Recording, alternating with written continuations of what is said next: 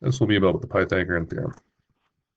So the first question we're looking at, we're asked to test the triangle using the Pythagorean theorem to see if we are dealing with a right triangle. So the one thing we're just going to keep in mind, Pythagorean's theorem is here. C squared is b squared plus a squared. Keep in mind C is the hypotenuse, the longest side of the triangle. A and B are the other two legs of the triangle. A and B can be swapped. They don't need to be in that same spot. So overall, what we're looking at is 8 squared plus 15 squared should equal 17 squared if this is actually a right triangle. So if all this is true, then yeah, we are dealing with a triangle that has a right angle right here. Okay, so we'll just go and crunch those numbers. So we have 8 squared, and we have 15 squared. So we get to 289. And let's just check 17 squared. And yeah, that's also 289. So what we're dealing with here is 289 equal to the same number of 289. So yeah, this triangle here is a right triangle, following Pythagorean's theorem. Let's do B next. Okay, so same kind of idea. I see a potential right angle here, the longest side being 36, so that's got to be the hypotenuse if this is a right triangle. So we'll go through and we'll do the same test. Okay, so this will be A. So 12 will be A. And 35 will be B, and 36 will be C. So let's go 12 squared plus 35 squared. We get to 1369.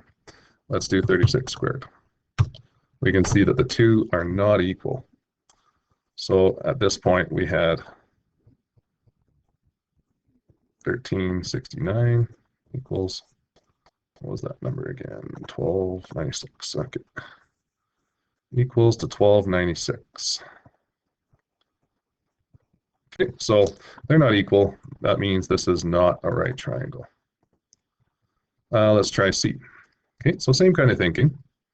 120 squared plus 50 squared should equal 130 squared using Pythagorean's theorem. So set it up the same way. Okay, so if we're going to look at this, there's the hypotenuse, so C. We can make this one A and this one B.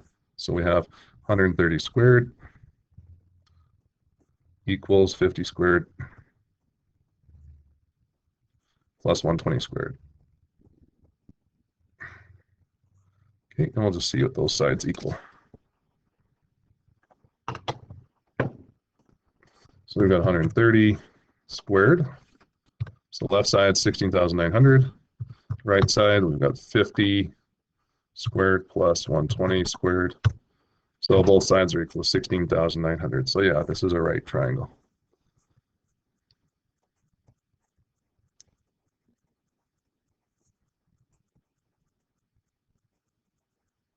Okay, so we just say yes for that one. Similar thinking for this one, 169 squared should equal, so if we're going to say that this is the right angle here, should equal 156 squared plus 65 squared. And you would get, yes, again, this is a right triangle. Looking at the next one.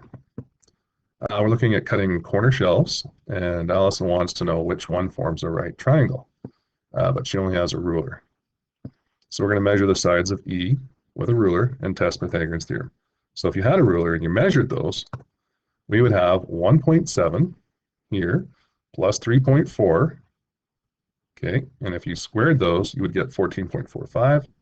And the hypotenuse, hypothetical hypotenuse here, measured at 3.8, and you squared that, you get 14.44. Okay, so we'll leave the comment for that for after. For the other triangle, doing the same thing, you get side length of 2, side length of 2, and the hypotenuse, supposed hypotenuse of 3.4. Okay, and let me just check. All right, well, the two legs squared is 8, but the longer side squared doesn't quite equal close to 8. So which triangle is a right triangle? For this case, you'd have to look at the ones where the numbers were fairly close, if not the same. So in this case, 14.45 and 14.44, making triangle E the right triangle. Okay, looking at the next one here. Bobby's placing a 12-foot ladder against the pillar. What is the square of the length of the ladder? So you know that the length is 12, so square it. 12 times 12 gives you 144. Then we're looking at the sum of the other two squares. So we've got the 10 and we've got the 7. So we're looking at 10 squared and 7 squared. Together is 149. So the question, does the pillar form a right angle with the ground? Well, you can see that the measurements, a squared plus b squared, does not equal to c squared. Okay, so the two lengths of 7 squared plus 10 squared does not equal the length of the hypotenuse, 144. So this is not a right triangle. Okay, looking at the next question. We've got a piece of felt, and we're trying to create a right triangle. We want to know if Xenon has succeeded. So basically, you're using Pythagorean theorem again, and you're going to go add the two smaller sides, square them, set it equal to the other longer side. We don't know if it's hypotenuse, because we don't know if it's a right angle, but we just say the longer side is 10, and we square it, and if they're equal, then yeah, we have a right triangle and a hypotenuse of 10. So let's check that. So we have 8 squared plus 6 squared is 100. And 100 does come from 10 squared. So this longer side squared does equal 100. So yes, we do have the Pythagorean theorem holding true. 8 squared plus 6 squared does equal 10 squared. Next question. We're asked, are triangles x and y right triangles? So do the same kind of thinking. So we're going to go, the longest side is going to be the hypotenuse. So that'll be your C. Here's your shorter sides, 10 and 7.5. So that's your A and your B. Square both sides, see if they're equal. So here's for x. We've got the longer side of 12.5 squared, the shorter sides added up and squared, and then added up, 156.25 for both. So yeah, we're dealing with a right triangle. Triangle Y. 2.42 squared equal to 1.2 squared plus 2.1 squared.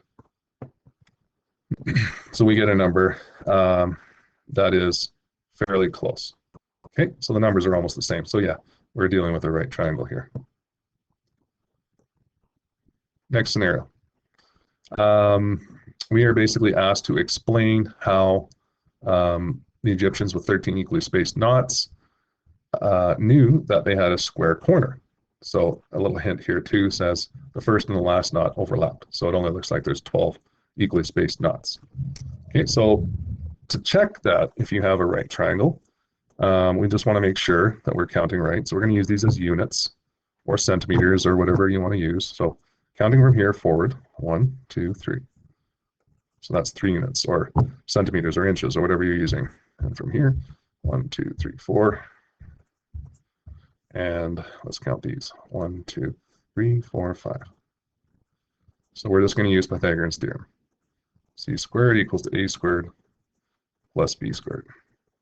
In this case, 5 is the hypotenuse, equal to 3 squared plus 4 squared. And I'll just put that over here.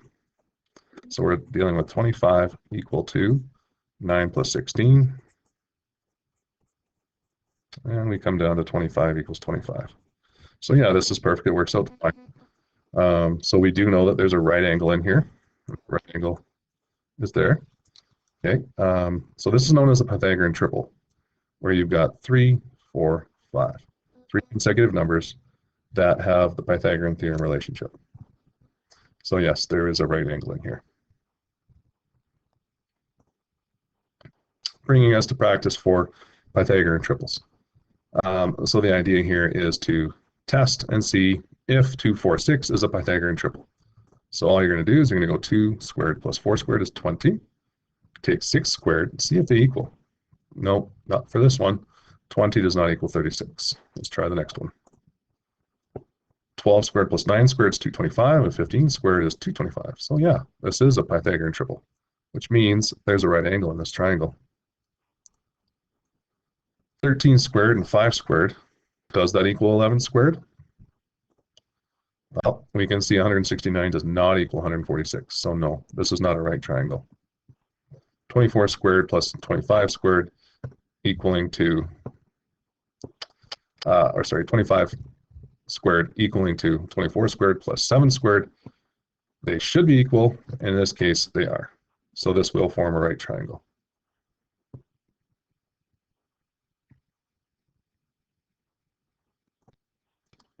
Moving on. A general statement. If you multiply each side of a Pythagorean triple triangle by the same number, do you get another right triangle? Do you agree? And give answers to support your work. So here's just a few. Generally, we'll say yes. If you multiply 2 by 2, you get a 6, 8, 10 triangle.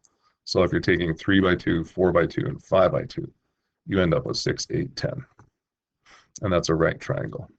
Okay, so that would have been 6 squared, which is 36, plus 8 squared, which is 64. So that would give you your, I'll just write that down here so we can see it. So we're going to take that one and go 6 squared plus 8 squared. This should still equal each other, even though we've doubled. Okay, so that's 36 plus 64 equals to 100, and add them up. We can see, yeah, they still equal each other. Okay, so even though we've doubled the Pythagorean triple numbers, which was a right triangle, we still get a right triangle. Okay, if you multiply by 3, or if you multiply by 1.5, you still get a right triangle. So yes, these do satisfy the Pythagorean theorem.